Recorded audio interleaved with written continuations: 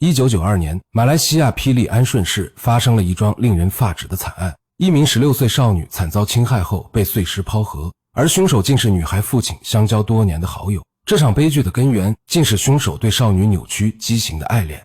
今天我們來講馬來西亞安順少女碎屍案。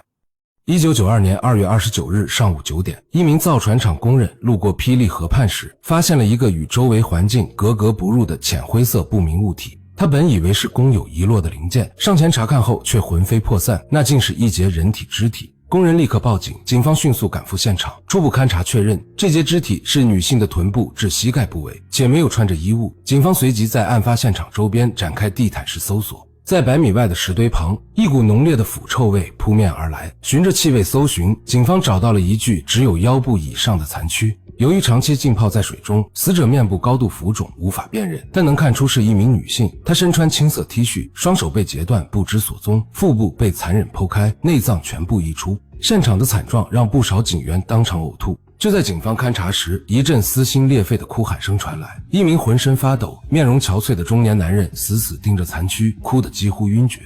平復情緒後，男人向警方透露，他名叫謝養義，16歲的女兒謝文金2天前失蹤，失蹤前穿的正是一件青色上衣。他聽聞霹靂河畔發現女屍，心中不安趕來查看，沒想到一眼就認出這具殘軀正是自己失蹤的女兒。為了盡快打撈完整遺體，警方號召附近村民協助，可面對腐臭的人體組織，村民們紛紛後退。這時，一名自稱張振順的村民自告奮勇站了出來，不僅幫忙打撈碎塊裝進塑封袋，還主動抱起上半截遺體放入警車。張振順的熱心讓警方心生疑惑，如此血腥惡臭的場面，連辦案多年的警員都難以忍受，一個普通村民怎會毫無懼色？但礙於打撈任務緊迫，警方暫時沒有對他展開調查。經過1天1夜的打撈，警方未能找到更多遺體碎塊。另一邊，法醫檢測結果顯示，現場發現的人體組織均屬於同一人，且 DNA 與謝文金高度吻合，確認死者就是謝文金。法醫還證實，謝文金生前遭受過侵犯，死因是被人勒斃。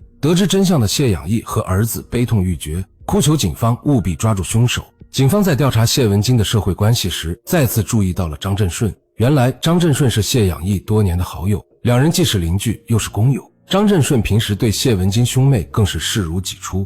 此外，有警員回憶起，案發當天張振順的胸口處有明顯的抓痕，警方隨即對張振順展開訊問。面對關於抓痕的質疑，張振順辯稱是掃地時被樹枝劃傷，這個拙劣的謊言顯然無法服眾。1992年3月2日，警方以核實情況為由前往張振順家中，這一查果然找到了關鍵線索。警方在其家中搜出疑似作案工具的柴刀、鋸子和青色電線，還發現了謝文金的戒指、項鏈，而謝文金最愛的紅色自行車就被丟棄在張振順家的後門。最後，警方在張振順臥室的木床上提取到殘留血液 ，DNA 比對結果顯示，這些血液正是屬於謝文金，鐵證如山。警方當即將張振順緝拿歸案。謝養義得知兇手是好友後如遭雷擊，他怎麼也想不通，這個平日裡對女兒疼愛有加的叔父為何會痛下殺手。隨着審訊深入，案件的真相浮出水面。張振順出生於1957年，案發時35歲，他自幼喪母，父親疏於管教，導致他性格孤僻扭曲。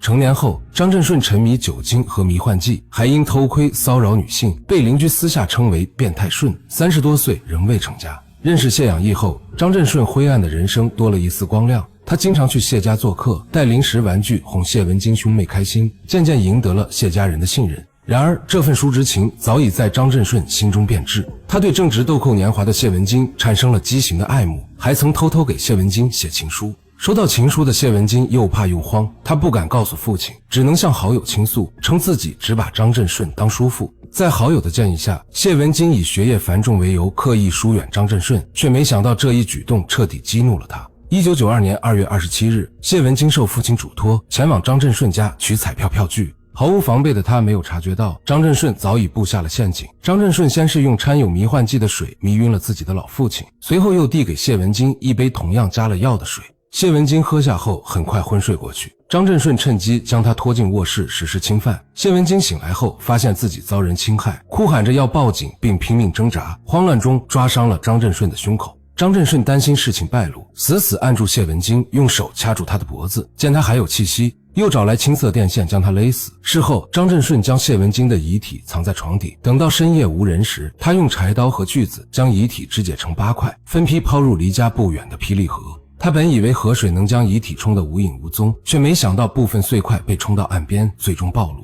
更令人毛骨悚然的是，謝文金並非張振順的第一個目標。據其親屬和鄰居透露，張振順曾向自己的女兒和外甥女示愛，言語騷擾，只因女孩們及時告訴家人並得到警告，才僥幸逃過一劫。謝養義得知真相後悔恨不已，他狠狠抽打着自己的耳光，痛恨自己交友不慎，間接害死了女兒。謝文金生前是個活潑開朗、品学兼優的女孩，她面容姣好，待人禮貌，深受長輩和同學的喜愛。1985年，謝養義與妻子離婚後，獨自撫養一雙兒女。張振順的出現曾讓他以為是多了個可以依靠的朋友，卻不料引狼入室。1992年3月3日，謝養義強忍悲痛為女兒舉行葬禮。此前，一名垂釣者在司馬登渡口對面發現了謝文金的右腳，但他的双手和左腳始終下落不明。無奈之下，謝養義只能為女兒裝上紙紮的手腳，希望她能完整的入土。